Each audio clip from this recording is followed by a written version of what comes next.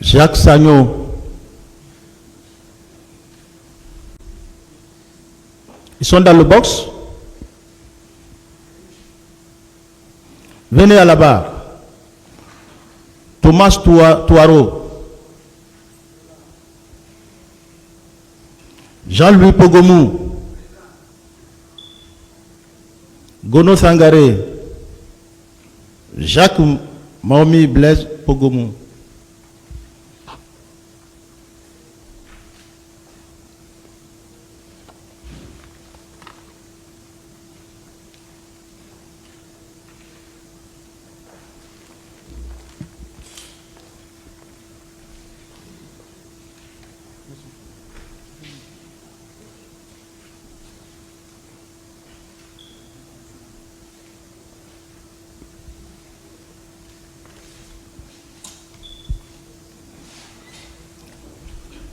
Monsieur Georges Olemou. Prenez le micro.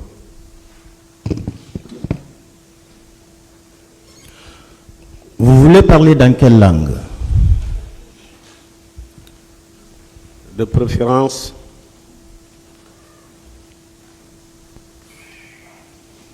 je veux parler guerrier, mais pour me faire comprendre mieux par les victimes, je vais me débrouiller en français.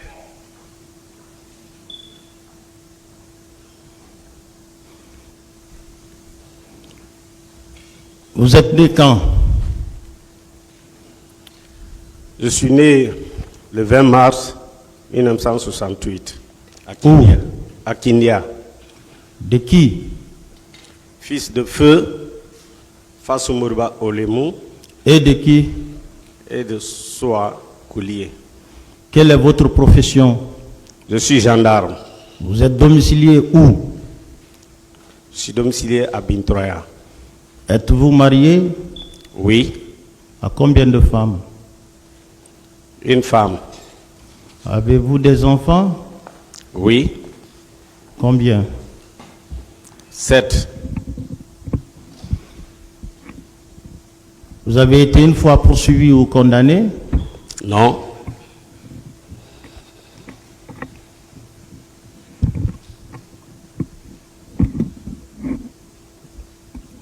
Thomas Touaro.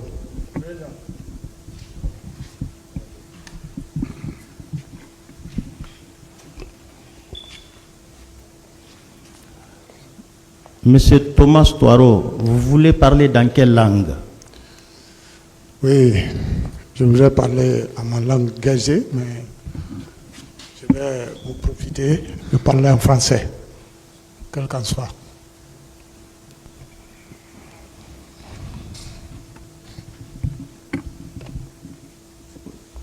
Vous êtes né quand? Je suis né en 1978, à 19 à Zéro-Corée. De qui? De Moriba et de Thérèse Abba. Quelle est votre profession? Je suis militaire, armée de terre. Quel grade? Je suis adjudant-chef de grade. Vous êtes domicilié où? À Koya, Soumaya. Êtes-vous marié? Oui, Combien de femmes? une seule femme. Avez-vous des enfants? Oui, j'avais 4 enfants, mais l'autre est parti. Automatiquement, j'ai 3 enfants. Avez-vous été une fois poursuivi ou condamné? Jamais. Mais Monsieur Jean-Louis.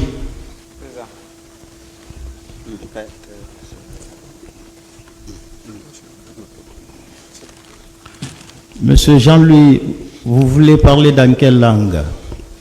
De préférence en français. Vous avez quel âge? Je suis né le 1er janvier 1972. Où? À Yomou. De qui? De Feu Moriba et Feu Noël Ama. Quelle est votre profession? Je suis gendarme. Vous êtes domicilié où? À Sanoya. Êtes-vous marié? Je suis marié et père de 4 enfants. Vous avez été une fois poursuivi ou condamné? Jamais.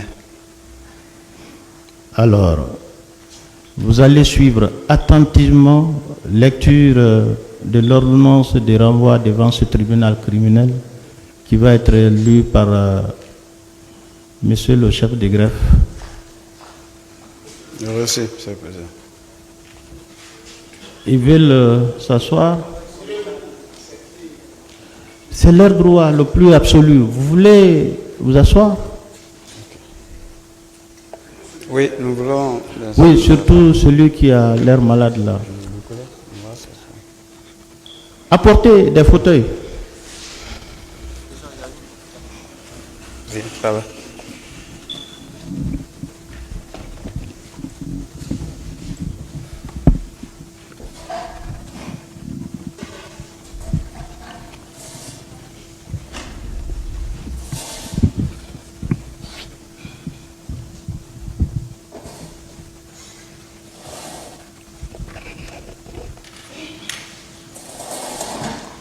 Maître Diakité, veuillez donner lecture de l'ordonnance de renvoi devant ce tribunal criminel. Ordonnance de non-lieu partiel de requalification et de renvoi devant le tribunal criminel. Nous, Morlaye Souma, doyen des juges d'instruction au tribunal de première instance de Dixine. Vu la procédure d'information suivie contre les nommés Georges Oulemou, né le 20 mars 1968 à Kindia, République de Guinée, fils des feux Fassou Moriba et Soa Collier, gendarme au grade de commandant, domicilié au quartier Bentouraya, préfecture de Koya, marié et père de 7 enfants et se déclarant n'avoir jamais été condamné, mais recensé au matricule numéro 17680G.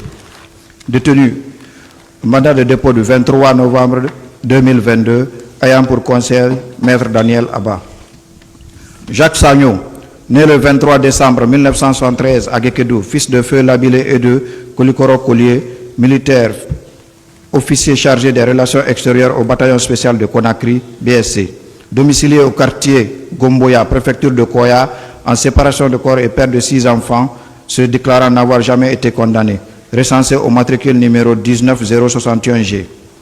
Mandat de dépôt du 23 novembre 2022, ayant pour conseil Maître Jérôme Abba et Morissanda Doré. Thomas Touaro, né en 1978 à Zérékouré, de Feu Mouriba et de Thérèse Abba, militaire domicilié au quartier Somaya, préfecture de Koya, marié et père de 4 enfants, se déclarant n'avoir jamais été condamné, recensé au matricule numéro 27760G. Mandat de dépôt du 23 novembre 2022, ayant pour conseil Maître Philippe Loa et David Béavogui, avocat à la Cour. Jean-Louis Pogomou, né le 1er janvier 1972 à Yomou, fils de Feu Moriba et Noé Lama, gendarme domicilié au quartier Sanoya, préfecture de Koya, marié et père de 4 enfants, se déclarant n'avoir jamais été condamné, recensé au matricule numéro 19776G. Mandat de dépôt du 23 novembre 2022, ayant pour conseil Maître Daniel Abba, avocat à la Cour. Colonel Gono Sangaré, ex-intendant à la présidence sous le CNDD, en fuite, mandat d'arrêt du 6 octobre 2023. Jacques Maomi, militaire en service à la présidence 2008-2009, en fuite, mandat d'arrêt du 6 octobre 2023. Blaise Kogomou, militaire en service à la présidence 2008-2009, en fuite, mandat d'arrêt du 6 octobre 2023. Des chefs de meurtre, assassinat, viol, enlèvement et séquestration, torture, coups et blessures et violences volontaires, vol à main armée, entrave aux mesures d'assistance et omission de porter secours. Faits prévus et punis par les dispositions des articles 206, 208, 303, 305, 306, 12, 332, 233, 234, 1, 5, 6, 239, 240, 241, 242, 373, 381, 279 et 298 du Code pénal. Partie civile, M. Uribailo et plusieurs autres, la Fédération internationale des ligues des droits de l'homme, l'Organisation guinéenne de défense des droits de l'homme, l'Association des parents victimes et amis du 28 septembre 2009. Vu le réquisitoire introductif du procureur de la République en date du 7 novembre 2022, vu le rapport de la commission d'enquête internationale chargée d'établir la vérité sur les faits et les circonstances des événements du 28 septembre 2009 en date du 27 octobre 2009, Vu l'ordonnance de requalification de non-lieu partiel et de renvoi devant le tribunal criminel en date du 29 décembre 2017 rendue par le pool des juges d'instruction, vu la commission rogatoire à destination des autorités judiciaires de la France en date du 14 décembre 2022, vu l'ordonnance de choix communiqué numéro 082/2023 en date du 10 février 2023, vu les réquisitions du ministère public en date du 21 février 2023 aux fins de requalification de non-lieu partiel et de renvoi devant le tribunal criminel, vu les dispositions des articles 282 et 283 du Code de procédure pénale, entendu qu'il résulte sommairement de l'information judiciaire, notamment les procès-verbaux d'enquête préliminaire et de l'instruction préparatoire, les rapports des commissions d'enquête nationales et internationales, les auditions des parties civiles et les témoins, les faits suivants. Le 23 décembre 2008, un groupe de militaires à leur tête, le capitaine Moussa Dadis Camara, prenait le pouvoir suite à l'annonce de la veille du décès du président de la République de Guinée, feu général Lansana Conté, en violation des dispositions constitutionnelles lesquelles prévoyaient qu'en cas de vacance du pouvoir suite notamment au décès du chef de l'État, c'est le président de l'Assemblée nationale qui le supplée jusqu'à l'organisation de l'élection présidentielle dans les 60 jours. Le Conseil national pour la démocratie et le développement CNDD, organe administratif de l'État, créé par le groupe de militaires, proclamait la dissolution du gouvernement, la suspension des institutions et de la Constitution. Le capitaine Moussa Dadis Camara, président du CNDD, s'engageait d'assurer une transition politique au terme de laquelle il rendrait le pouvoir aux civils à l'issue d'élections législatives et présidentielles en 2009, auxquelles ni lui ni le Premier ministre ne participeraient pas. Face à l'évidence des intentions du capitaine Moussa Dadis Camara de ne pas respecter ses engagements et de se maintenir au pouvoir à travers l'émergence des mouvements de soutien s'exprimant par des expressions Dadis ou la mort, Dadis doit rester, les partis politiques et sociétés civiles regroupés au sein du mouvement des forces vives et exprimant des slogans Dadis doit quitter ou Dadis doit partir ont commencé à s'organiser pour la tenue d'une manifestation de protestation à travers un meeting malgré son interdiction. Le 28 septembre 2009, au stade du 28 septembre situé au quartier Dixine École, dans la commune de Dixine, ville de Conakry, suite à l'échec des négociations entre le CNDD et le Forum des forces vives visant à reporter le meeting prévu au stade du 28 septembre, un important dispositif de sécurité composé des agents des forces de l'ordre, de la police et de la gendarmerie nationale est mis en place le 27 septembre 2009 à l'issue d'une réunion des forces de défense et de sécurité pour empêcher la tenue du meeting et contrôler les manifestants. Le lundi 28 septembre 2009, aux environs de 11 h, plusieurs centaines de membres des forces de sécurité composées de la police, de la gendarmerie et des militaires bérets rouges du régiment de la garde présidentielle, ainsi que les recrues des centres d'instruction de Kaléa déguisés en civils, sont rentrés dans le stade du 28 septembre et ont ouvert le feu sur des dizaines de milliers de personnes qui participaient au meeting. La panique créée par ces tirs a occasionné une débandade dans les tribunes et sur le terrain central où jonchaient les corps ainsi que devant les portes fermées des vestiaires où s'empilaient des corps écrasés par des manifestants terrifiés. Des dizaines de femmes participaient au rassemblement ont subi des violences sexuelles d'une extrême brutalité de la part des forces de sécurité, viols individuels et collectifs, agressions sexuelles avec des objets tels que des bâtons, des matraques, des crosse-canons, des fusils et des baïonnettes. À la fin de l'après-midi de ce lundi 28 septembre 2009, 156 manifestants ont été retrouvés morts ou mourants dans l'enceinte ou à l'extérieur du stade, de même qu'il a été recensé au moins 109 femmes ayant subi des violences et agressions sexuelles. En vue d'établir la vérité sur ces faits, les circonstances de leur survenue ainsi que la situation de la responsabilité pénale individuelle, deux commissions d'enquête dont l'une nationale et l'autre internationale ont été mises en place les 7 et 27 octobre 2009.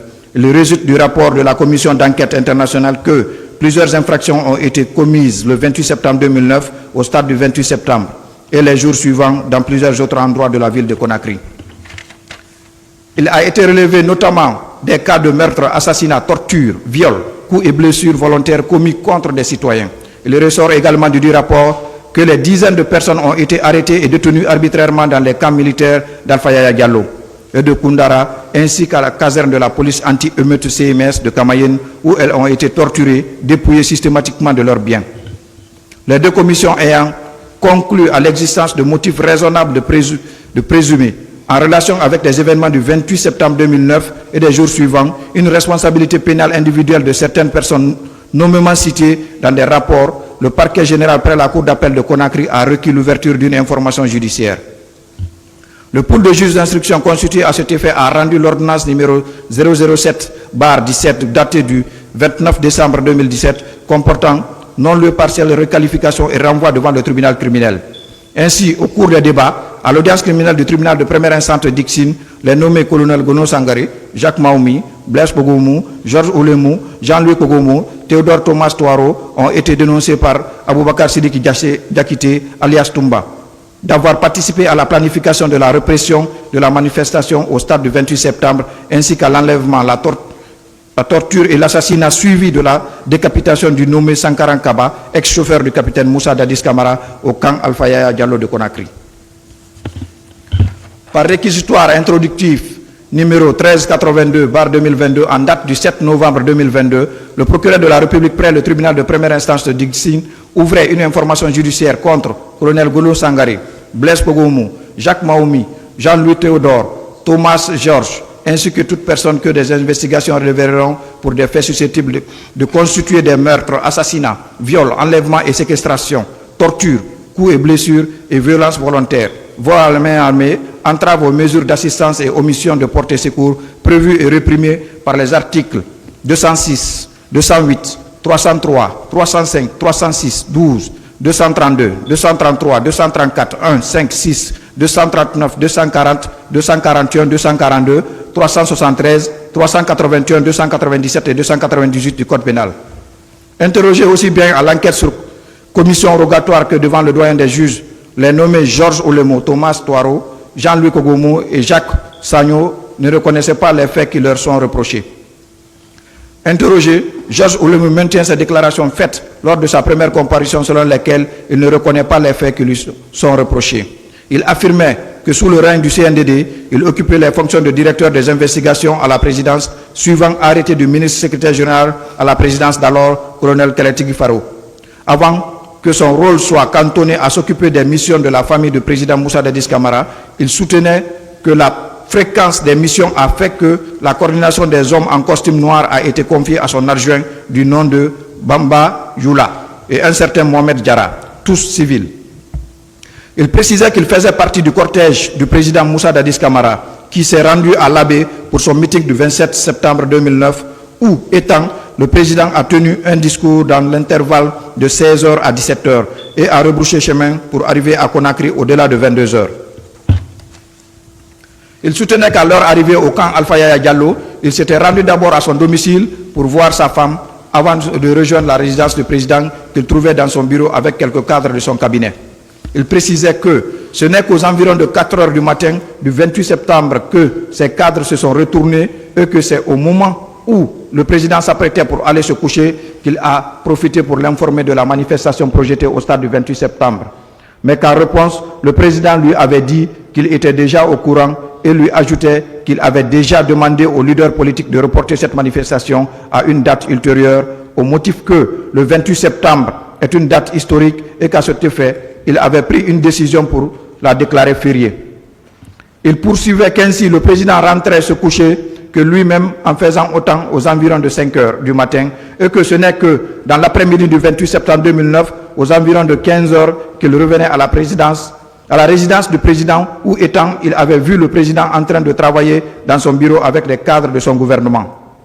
Il indiquait qu'à la veille du 28 septembre 2009, après leur arrivée de l'Abbé, le président Moussa Dadis Camara s'est entretenu de 23h à 4h du matin avec certains cadres de son cabinet et du gouvernement, dont le général Sekouba Konaté, ministre de la Défense nationale, le colonel Korka Diallo, ministre du Commerce, M. Tibouk Kamara, ministre chargé de la communication auprès du CNDD, la secrétaire particulière du président dont il ne retient pas le nom, Mme Doumbouya, chef protocole, ainsi que bien d'autres personnes dont il ne se souvient plus. En ce qui concerne déclarait qu'en 2007, il était instructeur au centre d'infanterie de Kissidougou avec le grade de sous-lieutenant et qu'à l'arrivée du CNDD au pouvoir en 2008, le général Sekouba Konaté l'avait approché de lui, accomplissant des tâches d'ordre social, dont les sacrifices rituels. Il affirmait ne rien savoir à propos des événements du 28 septembre 2009 et que la veille du 28 septembre 2009, il se trouvait dans son chantier à Gomboya. Le ministre Sekouba Konaté et le président Moussa Dadis Camara étant partis pour un meeting à l'Abbé. Il indiquait que, dans la soirée du 27 septembre 2009, l'un de ses amis militaires l'informait au téléphone que la hiérarchie avait ordonné que tous les militaires soient consignés au camp Alpha Yaya Diallo pour toute la journée du 28 septembre 2009. Il affirmait qu'il se rendait au camp Alpha Yaya Diallo à 23 h où il trouvait la délégation du ministre et le président en place de retour de l'abbé et qu'il était resté entre le salon du ministre de la Défense et la cour du camp Alpha Yaya Diallo jusqu'aux environs de 5 h 45 minutes, heure à laquelle le ministre est rentré se coucher pour préparer un voyage qu'il devait effectuer le 28 septembre 2009. Il ajoutait qu'il rentrait également se coucher à la même heure dans l'une des chambres de la présidence, se réveillait vers midi pour déjeuner, puis s'était couché à nouveau avant de se réveiller vers 16 h. Il déclarait qu'il avait alors allumé son poste radio et qu'il apprenait qu'il y a eu des problèmes survenus au stade du 28 septembre. Il soutenait que le ministre de la Défense occupait le rez-de-chaussée du même immeuble que le président Moussa Dadis Camara, le bureau de celui-ci se trouvant à gauche et de celui du ministre de la Défense à droite. Il précisait être resté au salon le 28 septembre 2009 avec certains gardes du ministre Sekouba Konaté jusqu'à 20 h, heure à laquelle il a rejoint son domicile pour se coucher, le ministre n'étant toujours pas de retour. Il déclarait ne rien savoir sur les recrues de Kalea, ainsi que l'implication du général Sekouba Konaté dans ce recrutement, très occupé qu'il était dans les commissions de celui-ci à l'intérieur du pays. Il ajoutait se trouver à Gomboya, dans son chantier, lors des événements survenus le 3 décembre 2009 au Kankundara, le ministre Sekouba Konaté étant au Liban, et que c'est aux environs de 19 h qu'il a reçu l'appel téléphonique d'un ami civil l'en informant.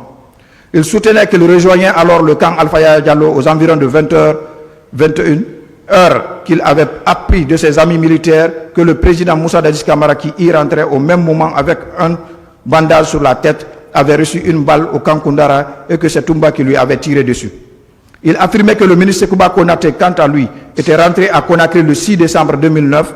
Il assurait qu'il ne connaissait pas l'identité des militaires qui étaient au stade le 28 septembre 2009 et que c'est dans les médias et à travers les rumeurs au camp ainsi que dans le quartier qu'il apprenait que c'est Toumba et Tchegoro qui étaient partis au stade du 28 septembre.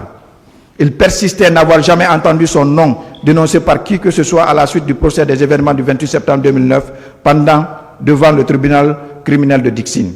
Il concluait que c'est par erreur qu'il a été impliqué dans cette affaire, dans la mesure où ce n'est pas son nom Jacques Sagno qui a été cité, mais plutôt Jacques Maoumi, qui se trouve dans le réquisitoire introductif de Monsieur le procureur de la République. Jean-Louis Pogomou, quant à lui, maintenait ses déclarations faites lors de sa première comparution, selon lesquelles il ne reconnaît pas les faits qui lui sont reprochés. Il expliquait qu'il occupait la fonction d'instructeur à l'école de la gendarmerie de Somfonia et qu'à l'avènement du CNDD, il a d'abord occupé les fonctions de commandant du patrimoine bâti public où il a bénéficié d'une bourse pour le Maroc dans le cadre de la protection des hautes personnalités avant d'être affecté à son retour à la présidence de la République, précisément au salon présidentiel. Il déclarait qu'il n'a jamais été à l'école de gendarmerie de Kalea, ni avant, ni pendant, ni après l'avènement du CNDD. Et que ce fait, il ne savait rien des crimes commis le lundi 28 septembre 2009, au stade du 28 septembre. Il indiquait que le 27 septembre 2009, le président Moussa Dadis Camara devait se rendre à l'Abbé pour un meeting et qu'étant affecté au salon, il avait pour mission particulière de transporter le fauteuil du président, ce qui l'avait amené à se rendre à l'Abbé avant tout le monde et y partir après tout le monde. Se retournant tardivement à Conakry dans la nuit du 28 septembre pour regagner son domicile situé à Kaloum, à la cité des gendarmes PM2. Il précisait que dans la journée du lundi 28 septembre 2009, il n'avait pas appris les événements survenus au stade du 28 septembre parce qu'il était en panne entre Tamagali et Linsan, que la radio de son véhicule était éteinte le temps du dépannage et que ce n'est que le mardi 29 septembre 2009, dans l'après-midi, qu'il est venu au camp Alpha Yaya Diallo pour rejoindre son poste au salon de la présidence. Il ajoutait qu'à son arrivée à Conakry, il n'avait senti aucun mouvement lié à cette manifestation et que c'est dans la journée du mardi 29 septembre qu'il a appris par la presse ce qu'il s'est passé la veille. Il soulignait qu'il n'avait eu aucun entretien ni avec le président, ni avec qui que ce soit à la présidence dans le cadre de ces événements survenus et que tout ce qu'il avait fait dans la nuit du 28 au 29 septembre 2009 consistait à débarquer le fauteuil du président de son véhicule et à le transporter au salon. Il expliquait que le salon du président avait pour responsable le lieutenant Toumba en tant que premier responsable de la garde présidentielle qui y affectait les gardes et précisait qu'en ce qui le concerne, il était chargé de l'organisation des gardes affectés au salon pour observation de la discipline et le respect dû aux visiteurs. Il soutenait avoir appris à travers les rumeurs au camp Alpha Yaya Diallo après les événements du lundi 28 septembre 2009 que ce sont le lieutenant Toumba et ses hommes qui étaient partis au stade du 28 septembre et persistait qu'il ne peut citer aucun nom de garde avec lesquels le lieutenant Toumba se serait rendu au stade de ce jour. Il expliquait que c'est le lieutenant Toumba qui coordonnait les unités qui assuraient la sécurité présidentielle et rejetait les déclarations faites par celui-ci à l'une des audiences du procès des événements du 28 septembre 2009, déclaration selon laquelle il était à Kalea comme adjoint du colonel Bienvenu Lama. Il sollicitait d'être confronté au lieutenant Toumba pour l'accusation portée contre sa personne et précisait n'avoir jamais servi à Kalea. Il affirmait que pendant ses fonctions au salon présidentiel, il n'a jamais constaté la présence d'une des recrues de Kalea à la présidence pour le renforcement de la sécurité présidentielle ou pour quoi que ce soit. Il ajoutait qu'en ce qui concerne les événements du 3 décembre 2009 au camp Koundara, lors desquels le lieutenant Toumba a tiré sur le président Moussa Dadis Camara, il n'était pas présent sur les lieux et qu'il était à son domicile à Kaloum. Thomas Touaro, quant à lui, affirmait qu'il faisait partie de la garde rapprochée du président Moussa Dadis Camara depuis l'avènement du CNDD au pouvoir et qu'à cet effet, il était affecté au salon d'honneur menant directement au bureau de celui-ci. Il expliquait que, dans la matinée du dimanche 27 septembre 2009, il faisait partie du cortège présidentiel qui s'est rendu à l'Abbé, que de retour à Conakry, le président Moussa Dadis Camara s'est dirigé directement dans sa résidence et que lui-même restait à son poste au couloir du salon. Il déclarait que le président Moussa Dadis Camara, avant d'entrer pour se coucher, leur avait dit que la journée du 28 septembre 2009 était un quartier consigné pour tous les militaires, sauf les gendarmes et les policiers qui devaient encadrer la manifestation projetée par les leaders politiques. Il ajoutait que, dans la journée du 28 septembre 2009, il a été réveillé par des cris du président Moussa Dadis Camara qui demandait les clés de sa voiture pour aller sensibiliser les manifestants, mais que le lieutenant Makambo et certains gardes, à savoir Escobar, Omé, Théodore, Jacques, Ouret Kalivogui, ont réussi à convaincre le président de se retourner dans sa chambre. Il soulignait que dans la soirée, des rumeurs circulaient selon lesquelles il y a eu des problèmes au stade du 28 septembre, que des gens venaient pour voir le président, dont le lieutenant Claude Pivi, qu'il a entendu dire, le président Moussa Dadis Camara, que certains éléments de la présidence étaient au stade et qu'il ne retenait plus les noms de ces éléments. Il affirmait que, s'agissant des événements du 3 décembre 2009, avec la permission du président, il était parti rendre visite à sa mère et qu'aux environs de 16 heures, il apprenait que le président a reçu une balle au camp Koundara et que c'est le lieutenant Toumba qui lui avait tiré dessus. Il rapportait que Théodore lui avait fait savoir que le président était admis à l'infirmerie du camp Almami Samori Touré, que le lieutenant Makambo avait été tué par le lieutenant Toumba et que le président avait été transféré au cours de la nuit à la clinique Ambroise Paré, puis ramené au camp Alpha Yaya Diallo dans la plus grande discrétion. Le médecin ayant dit qu'il ne peut prendre la responsabilité de le garder à Conakry à cause de ses blessures. Il affirmait que la même nuit, le président Moussa Dadis Camara a été évacué au Maroc pour les soins et que Sankara Kaba a été assassiné au motif que c'est lui qui avait accompagné le président Moussa Dadis Camara au camp Koundara. Il soutenait qu'avant le début du procès des événements du 28 septembre 2009, il ne connaissait que le lieutenant Toumba parmi les militaires à la présidence qui se sont rendus au stade du 28 septembre et précisait qu'il a reçu cette information à travers les médias. Il confirmait que le lieutenant Claude Pivi s'était adressé au président disant qu'il aurait appris que ce sont certains gardes de la présidence dont Toumba et les hommes qui étaient au stade. S'agissant des recrues de Kalea, il déclarait n'avoir ni vu ni appris quoi que ce soit des concernés. Il rejetait la déclaration du lieutenant Abokar Sidiki Diakité selon laquelle c'est lui qui aurait tué le nommé Sankara Kaba et le découpé dans la nuit de l'attaque contre le président Moussa Dadis Camara. Il ajoutait que cette nuit-là, il est venu au camp Alpha Yaya Diallo avec le président Moussa Dadis Camara après son passage à l'infirmerie du camp Samori et à la clinique Ambroise Paré, où étant, il constatait que le nommé Sankara Kaba était déjà exécuté et sa moto en feu. Il insistait n'avoir jamais constaté la présence d'aucun corps au camp Alpha Yaya Diallo le 28 septembre 2009 et jour suivant et n'avoir aucune connaissance des forces communes. Sur le non-lieu partiel, entendu que les termes de l'article ci-dessus du Code pénal disposent ce qui suit. Article 206. Le fait de donner volontairement la mort à autrui constitue un meurtre. Il est puni de la réclusion criminelle de 30 ans. Article 208. Le meurtre commis avec préméditation ou guet-apens constitue un assassinat. il est puni de la réclusion criminelle à perpétuité. Article 268. Tout acte de pénétration sexuelle de quelque nature que ce soit commis sur la personne d'autrui par violence, contrainte ou surprise constitue un viol. Le viol est puni de la réclusion criminelle à temps de 5 à 10 ans. Le viol est puni de la réclusion criminelle de 10 à 20 ans. Article 303. Le fait sans ordre des autorités constituées et hors les cas prévus par la loi d'arrêter, d'enlever, de détenir ou de séquestrer une personne est puni de la réclusion criminelle à temps de 5 à 10 ans. Article 305.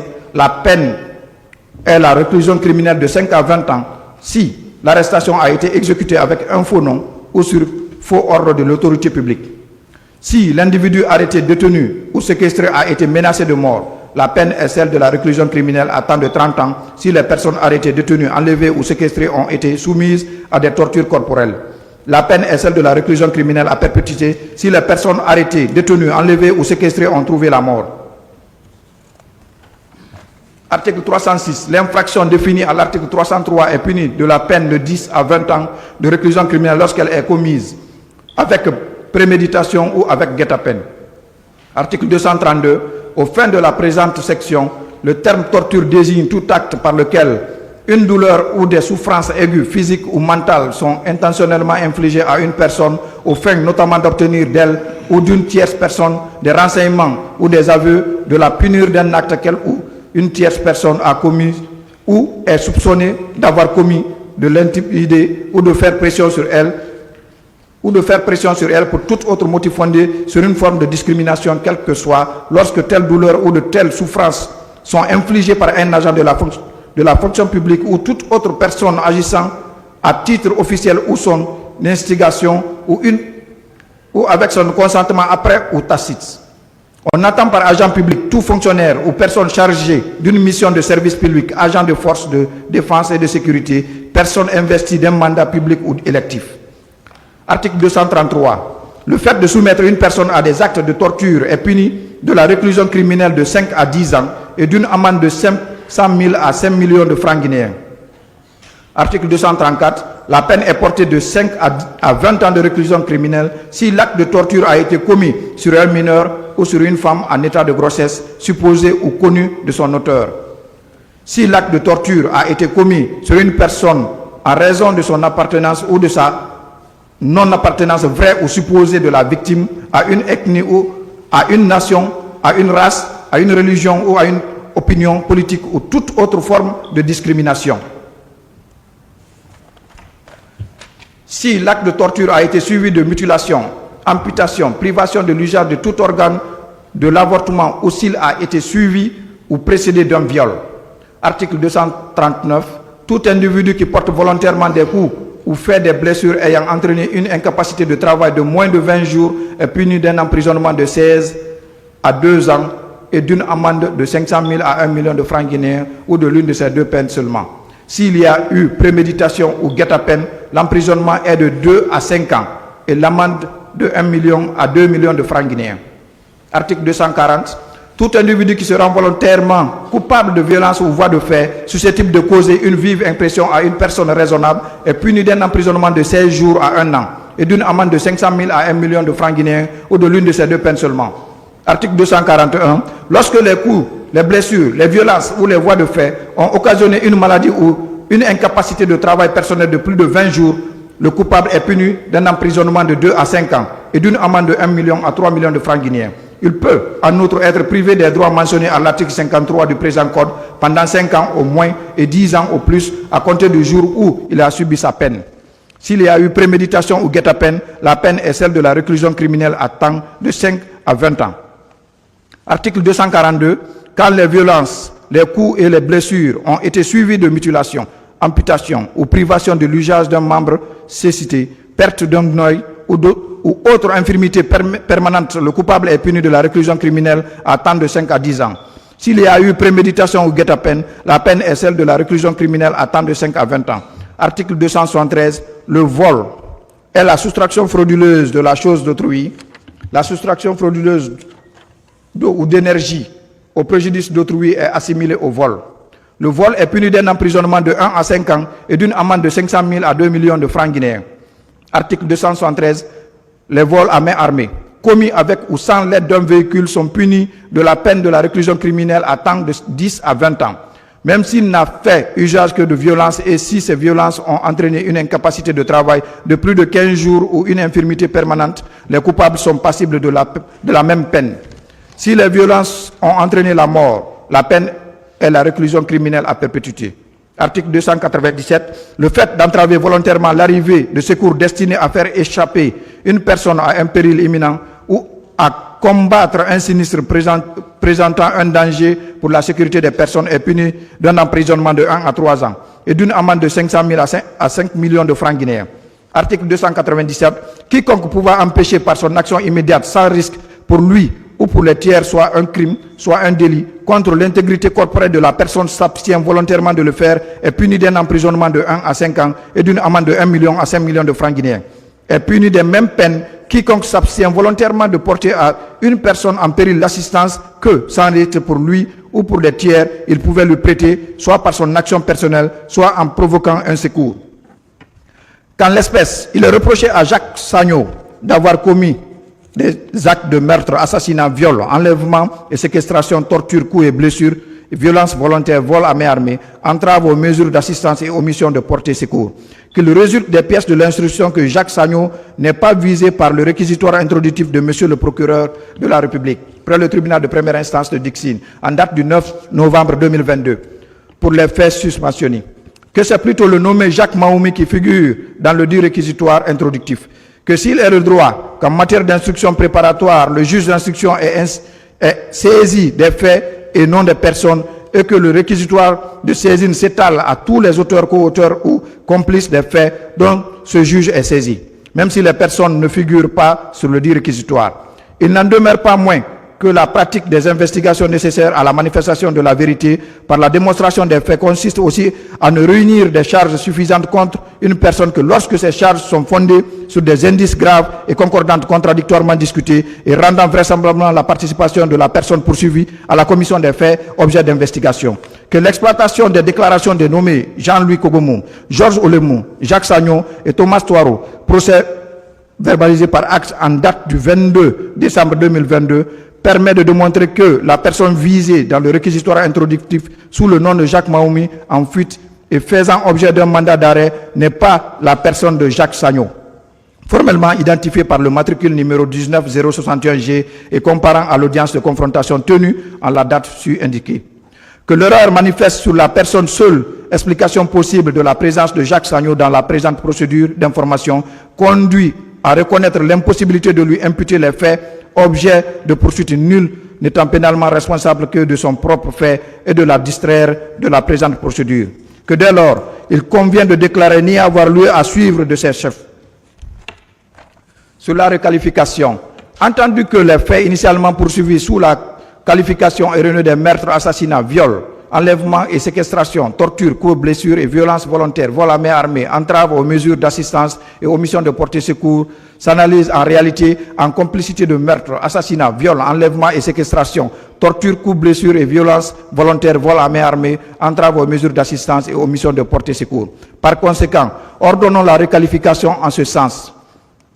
Sur la complicité de meurtre, assassinat, viol, enlèvement et séquestration, torture, coups, blessures et violences volontaires, vol à main armée, entrave aux mesures d'assistance et omission de porter secours. Entendu qu'au terme de l'article 19 du Code pénal, la complicité est la participation d'un individu en pleine connaissance de cause à un crime, à un délit dont un autre est l'auteur principal. Les complices d'un crime ou d'un délit sont punis de même peine que des auteurs principaux. Que l'article 20 du même Code dispose, sont punis comme complices d'un fait qualifié crime ou délit ceux qui, par don, promesse, abus d'autorité ou de pouvoir, machination ou artifice, provoquent ce fait ou donnent les instruments pour le commettre. Ceux qui procurent les armes, les instruments ou tout autre moyen qui sert à l'action, sachant qu'ils doivent y servir. Ceux qui, en pleine connaissance de cause, aident ou assistent l'auteur ou les auteurs de l'action dans les faits qui la préparent, la facilitent et la consomment sans préjudice des peines prévues par les textes spéciaux. Ceux qui connaissent la conduite criminelle des malfaiteurs exercent des brigandages ou des violences contre la paix publique des personnes ou des propriétés, leur fournissent habituellement logement, lieu de retraite ou de réunion. Que dans le cas d'espèce, il est fait grief à Jean-Louis Kogomou, Georges Oulemo, Thomas Touaro, Gono Sangaré, Jacques Maoumi et Blaise Kogomou de s'être rendus complices des crimes et délits de meurtre, assassinat, viol, enlèvement et séquestration, torture, coups, blessures et violences volontaires, vol à main armée, entrave aux mesures d'assistance et commission de portée au secours commis le lundi 28 septembre 2009 et les jours suivants au stade du 28 septembre, 6 dans la commune de Dixi et dans divers endroits de la ville de Conakry. Reproché à des membres du CNDD, des membres des forces de défense et de sécurité de la République de Guinée, ainsi qu'à des recrues du camp Kalea. Que Jean-Louis Kogomou, Georges Oulemo et Thomas Touaro ne reconnaissent pas les faits qui leur sont reprochés, que le meurtre, l'assassinat, le viol, l'enlèvement et la séquestration, la torture, les coups, blessures et violences volontaires, le vol à main armée, l'entrave aux mesures d'assistance ainsi que l'omission de porter secours sont constitutifs d'infractions dont les auteurs encourent des peines privatives de liberté, de même que les complices sont punis des mêmes peines. Que la complicité des crimes et délits surmentionnés exige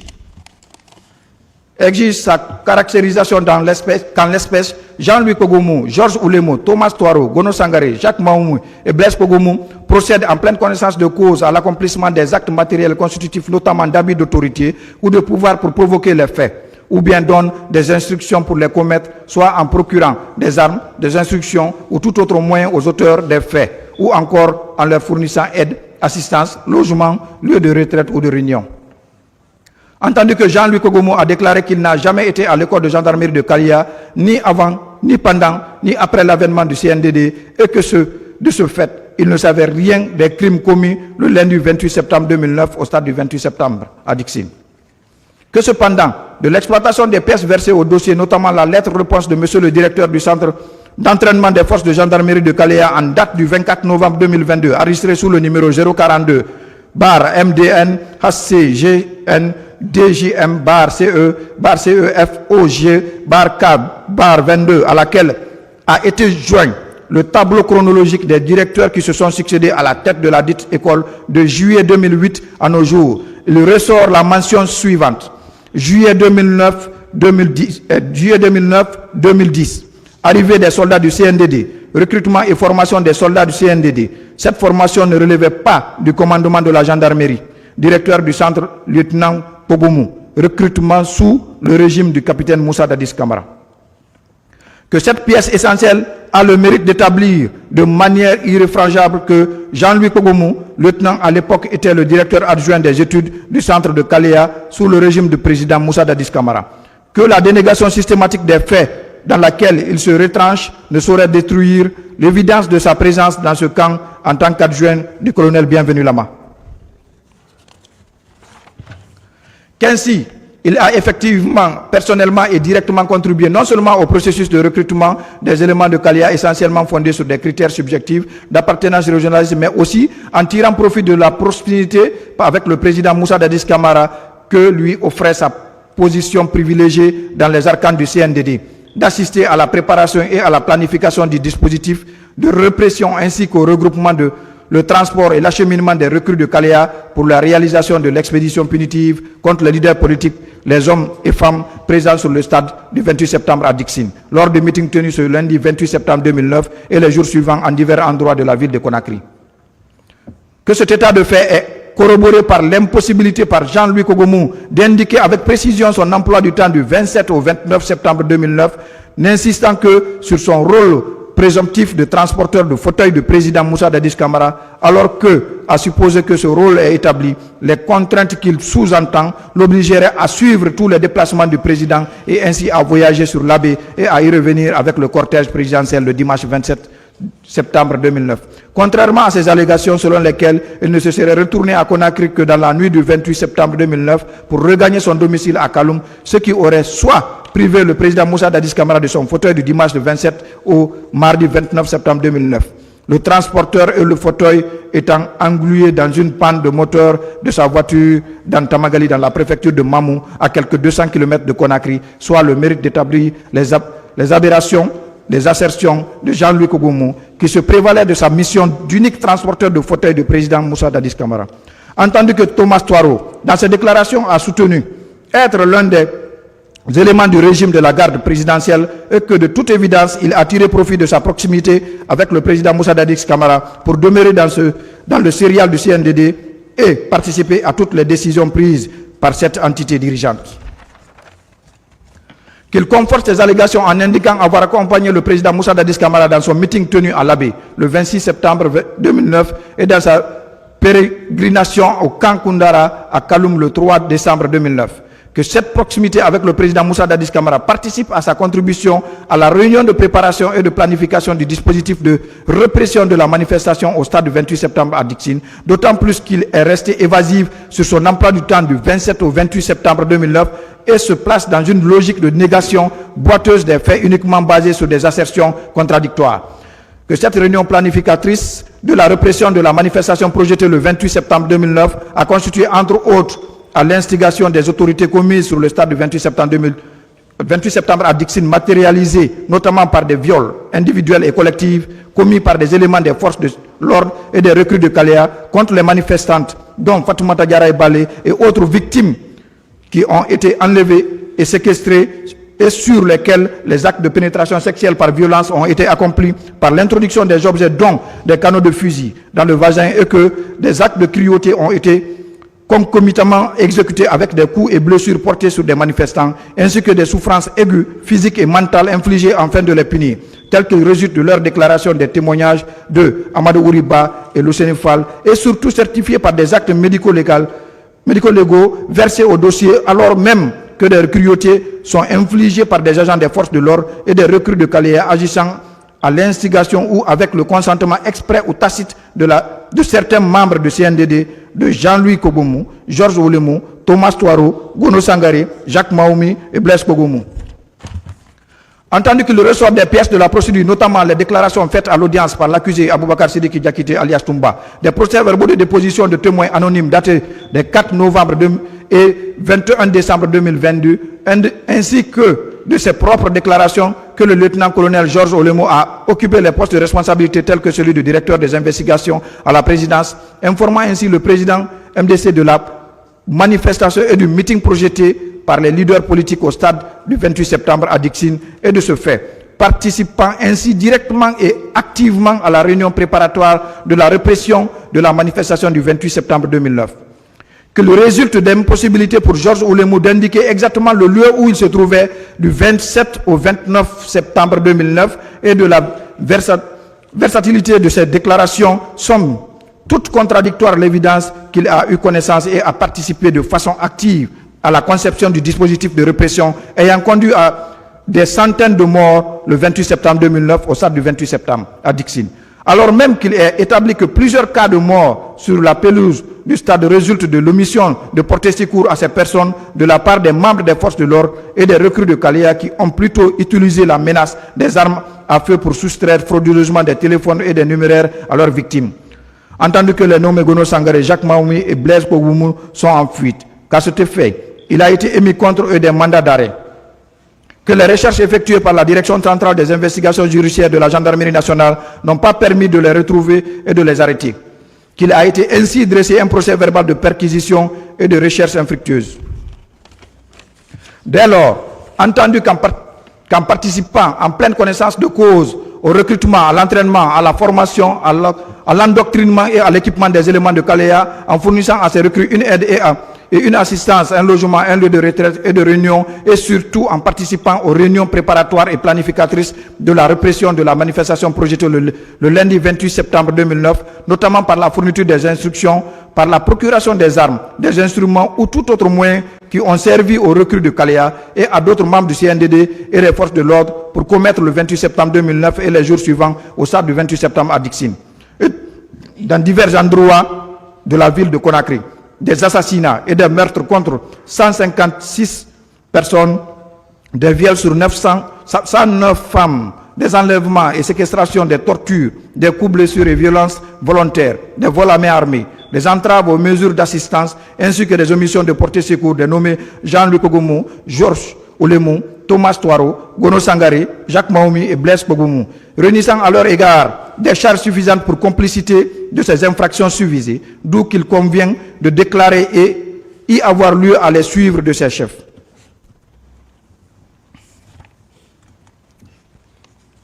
Les extraits des bulletins numéro 1 des casiers judiciaires des impliqués versés au dossier indiquent qu'ils n'ont pas fait l'objet de condamnation. Par ces motifs, entendu qu'en raison de l'erreur manifeste sur la personne, il ne résulte pas de l'information charge suffisante contre Jacques Sagno d'avoir au stade du 28 septembre à Dixine et à divers endroits de la ville de Conakry le 28 septembre 2009 et les jours suivants donné la mort volontairement avec préméditation et guet-apens à 156 personnes, commis des actes de pénétration sexuelle par violence sur 109 femmes, porté des coups et fait des blessures ayant occasionné une incapacité de travail de plus de 20 jours à des manifestants, séquestrés et enlevés ceux-ci, soustraire frauduleusement à l'aide d'armes à feu des biens leur appartenant, infliger à ceux-ci une douleur ou souffrance aiguë en vue de les punir, entraver volontairement l'arrivée de secours destinés à faire échapper les manifestants à un péril imminent et de s'être abstenus d'empêcher les crimes et délits visés contre l'intégrité corporelle des manifestants, fait prévu et puni par les dispositions des articles 206, 208, 303, 305, 306, 12, 332, 232, 234, 1, 5, 6, 239, 240, 241, 242, 373, 381, 279 et 298 du Code pénal. Vu les articles 284 et 308 du Code de procédure pénale, déclarons n'y avoir lieu à le suivre de ses chefs. Disons que le sieur Jacques Sagno, contre lequel aucune charge n'a été retenue, et pour avoir bénéficié de la présente ordonnance de non-lieu partiel à son égard, est et demeure distrait de la présente procédure d'information. Par conséquent, ordonnons sa mise en liberté immédiate s'il n'est retenu pour autre cause. Entendu cependant qu'il résulte de l'information charge suffisante contre les nommés Jean-Louis Pogomou, Georges Oulemou, Thomas Touaro, Gono Sangaré, Jacques Maoumou et Blaise Pogomou pour s'être rendus complices des crimes et délits d'assassinat et de meurtre contre 156 personnes, de viol sur 109 femmes, d'enlèvement et séquestration, de torture, de coups, blessures et violences volontaires, de vol à main armée, d'entrave aux mesures d'assistance ainsi que d'omission de porter secours commis le lundi 28 septembre 2009 et les jours suivants au stade du 28 septembre à Dixine et dans divers endroits de la ville de Conakry. Reprocher à des membres du CNDD, des membres des forces de l'ordre et des recrues de Caléa en participant en pleine connaissance de cause à leur recrutement, à leur entraînement, à leur formation, à leur endoctrinement et à leur équipement en leur fournissant une aide, une assistance, un logement, un lieu de retraite et de réunion et surtout en participant aux réunions préparatoires et planificatrices de la répression de la manifestation projetée le lundi 28 septembre 2009, notamment par la fourniture des instructions et instigations ainsi que par la procuration des armes, des instruments ou tout autre moyen qui ont servi à l'action. Fait prévu et puni par les articles 19, 20, 206, 208, 303, 305, 306, 12, 332, 232, 234, 1, 5, 6, 239, 240, 241, 242, 373, 381, 279 et 298 du Code pénal. Vu l'article 288 du Code de procédure pénale, ordonnons le renvoi de la procédure et un état des pièces à conviction devant le tribunal criminel de ce siège pour que les nommés Jean-Louis Pogomou, Georges Oulemou, Thomas Touaro, Gono Sangaré, Jacques Maoumou et Blaise Pogomou soient jugés conformément à la loi pour complicité de meurtre et d'assassinat, de viol, d'enlèvement et de séquestration, de torture, de coups, blessures et violences volontaires, de vol à main armée, d'entrave aux mesures d'assistance ainsi que d'omission de porter secours. Fait à notre cabinet le 30 octobre 2022. Monsieur Georges Oulemou,